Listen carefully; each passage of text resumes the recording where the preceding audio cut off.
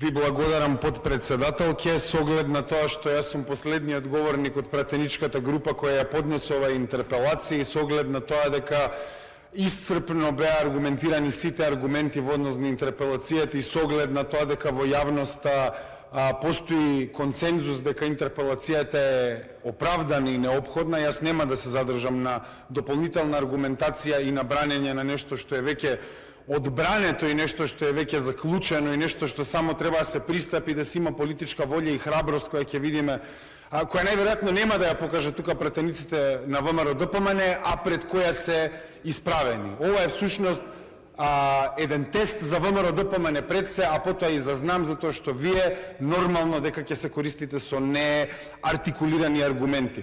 Во однос на моето излагање, јас би сакал да направам едно сиже кој всушност ќе ги разгледа вашите аргументи и за тоа што денеска најмногу се фативме за етикетите кои вие ги расфрлавте: расисти, нацисти, неонацисти, национал-социјалисти, фашисти и се натаму. Тоа прво не е само од оваа седница, тоа е ваш наратив со години кои не сваќате дека не ви функционира едноставно, но сепак бирате да го исползувате.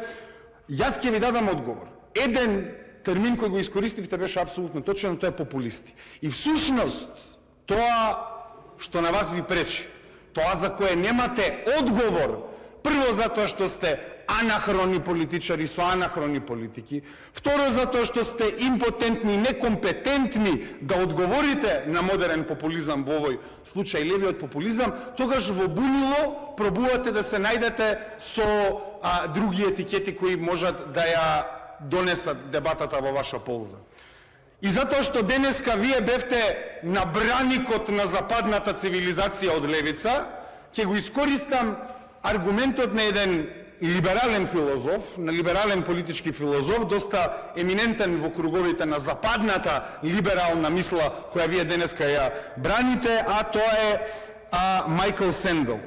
Тој вели дека има еден концепт. Сака да објасни зошто после 2016 на Западот има пораст на популизам и на успех на популистички партии. Ова вам што ви се случува со нас.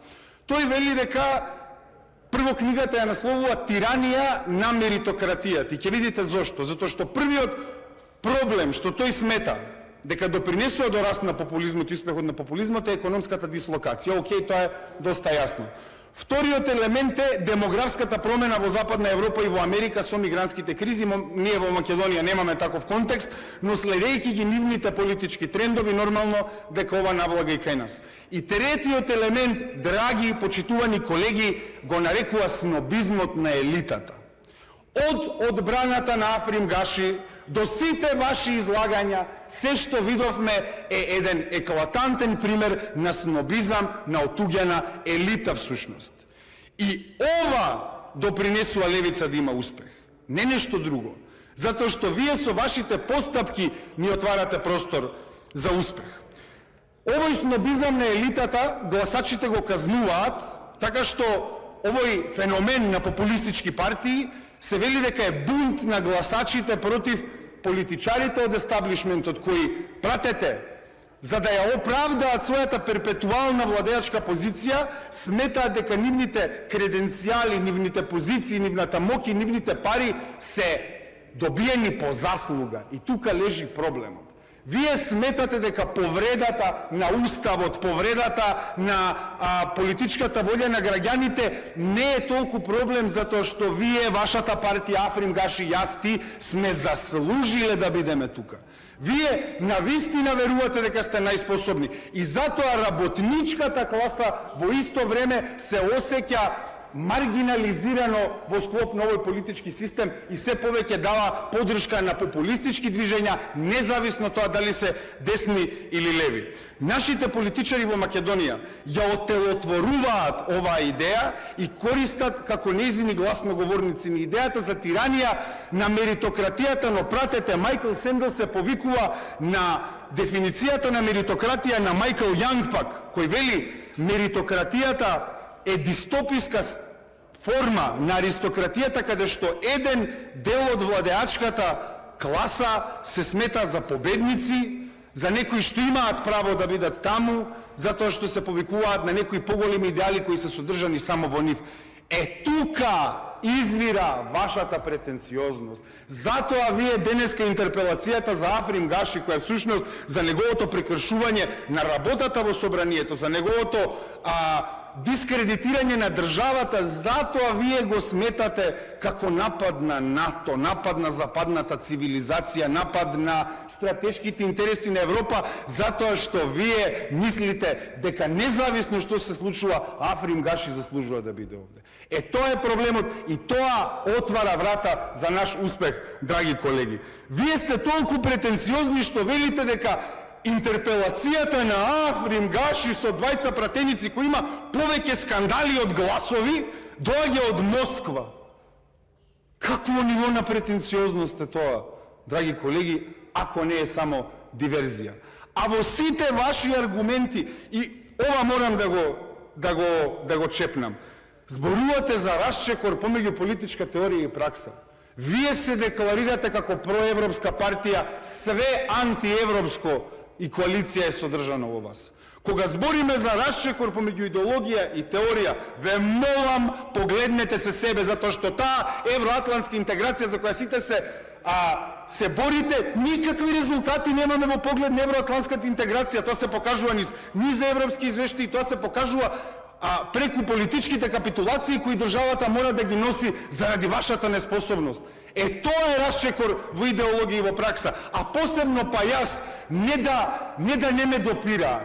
Значи, јас да зимам аргументи од буржуи на кои пушења, пури и луксузирање и бизнис интереси им се најбитни, јас пред нив да се правдам дали сме левица или сме десница.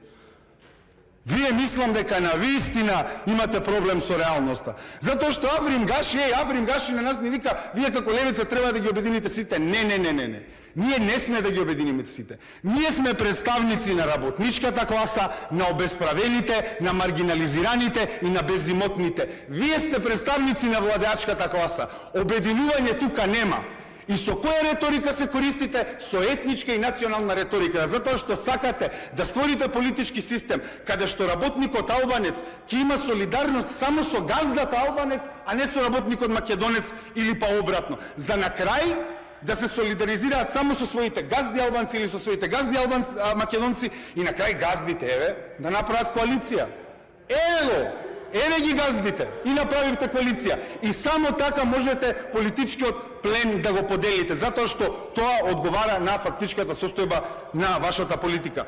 Со оглед на тоа дека имам уште милион аргументи, само неколку работи ќе спомнам. Во ваши соопштенија во однос на оваа интерпелација се вели партијата со длабоки антинато определби заедно со СДС и ДУИ се обидува да посее семе за тензии во општеството. Ова се вика манипулативна тактика, fear-mongering, и што е најиронично во македонскиот се вика сеење страф. Баш ова да посее семе, тоа вие го правите. Fear-mongering, сеење страф. Што значи тоа? Тоа е преувеличување и искривување на фактичката состојба за да се создаде чувство на опасност која следи. Тоа е fear-mongering, тоа е едната манипулативна тактика. Понатаму идеме. Значи, СДС ки игра, вели, по нотите на левица Енвер Хоџи и Ким Джонг-ун. Интерпелација за свадбарот Гаши е темата, не знам како да ви кажам. Ова се вика дефлексија. Ким Джонг-ун го спомнувате во интерпелацијата за Африм Гаши. Ова се вика дефлексија, ова е втора манипулативна тактика. Одиме понатаму. Ова интерпелација е директен напад врз државните институции и евроатлантската интеграција од антинато левица. За ова се огласија и експерти. Мислам дека професорката Најчевска го изаргументирала. Вели, како може нешто што е загарантирано по член 72 од Уставот, а тоа е институтот на интерпелацијата, да биде окарактеризиран како напад на државната структура. Баш напротив, обезвреднувањето на овој институт е напад врз институциите и врз демократијата како уредување. Ова само покажува, прво, дека реториката ви е опасна, реториката ви е празна и риториката води кон разединување. Сега сте најдени во ситуација каде што треба да браните неодбраниво, но од вас не ми изненадува, мене не можам да се изначудам на овие пратеници од ВМРО ДПМН пред мене, што луѓе знаете дека ова ве кошта рейтинг. Тоа е целиот проблем. Знаете, не морам јас да ви кажам. Ви благодарам многу.